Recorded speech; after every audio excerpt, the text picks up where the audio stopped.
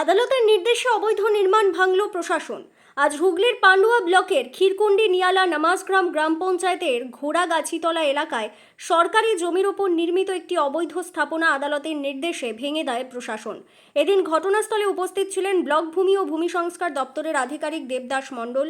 তিনি জানান, আদালতের নির্দেশ এবং সরকারি নিয়ম মেনেই পান্ডুয়া থানার পুলিশ, পান্ডুয়া সমষ্টি উন্নয়ন আধিকারিক দপ্তর, পিডব্লিউডি এবং ব্লক ভূমি প্রাইভেট নাইট ক্যাপসুলের সাথে আপনারা ডক্টর রেকমেন্ডেড ডায়েট প্ল্যান কেন দেন? কারণ আমরা চাই মানুষ প্রাইভেট নাইট ক্যাপসুলের বেস্ট রেজাল্ট পাক। অ্যাডভান্স আয়ুর্বেদিক ফর্মুলেশন, যেটা প্রাচীন আয়ুর্বেদিক গ্রন্থে লেখা ভেষজগুলোর রিসার্চ থেকে ইন্সপায়ার্ড, যেখানে প্রতিটি অর্ডারের সাথে কাস্টমাইজ ডায়েট প্ল্যান এবং ফ্রি কনসালটেশন পেয়ে যাবেন। আপনিও যদি আপনার পার্টনারের সাথে একটি রোম্যান্টিক লাইফ উপভোগ করতে চান, তাহলে আজই বেছে নিন প্রাইভেট নাইট ক্যাপসুল। বিস্তারিত জানতে এবং অর্ডার করতে এখনই যোগাযোগ করুন স্ক্রিনে দেওয়া নাম্বারে। ভূমি সংস্কার দপ্তরের যৌথ উদ্যোগে জেসিবি মেশিনের সাহায্যে অবৈধ নির্মাণটি ভেঙে এলাকা পরিষ্কার করা হয়েছে।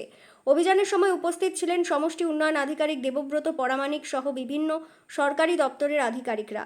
আইন শৃঙ্খলা বজায় রাখতে হুগলি গ্রামীণ জেলা পুলিশের পক্ষ থেকে মোতায়েন করা হয়েছিল বিশাল পুলিশ বাহিনী।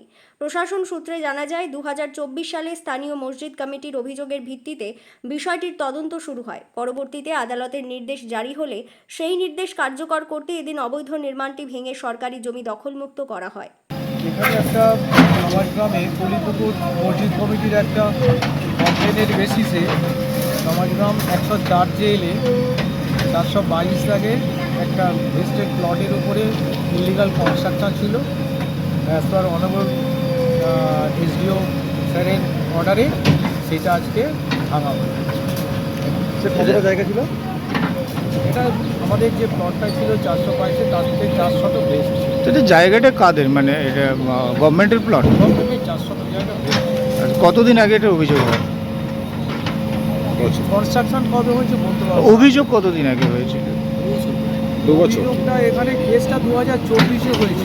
আচ্ছা, পিটিশনটা আমার কাছে নেই, সেই মধ্যে তাদের 2024-এ হয়ে গেছে। আমি এসছি 25-এ, আমি লাস্ট আছি অর্ডারের পরে এসছি।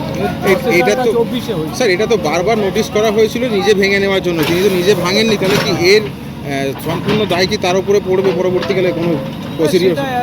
এসডিও ম্যাডাম যেভাবে তবে অ্যাকচুয়ালি এগুলো ইলিগাল কনস্ট্রাকশন, তাকে চিঠি করে ভেঙে নিতে বলা হয় একটা সাফিসিয়েন্ট টাইম দিয়ে।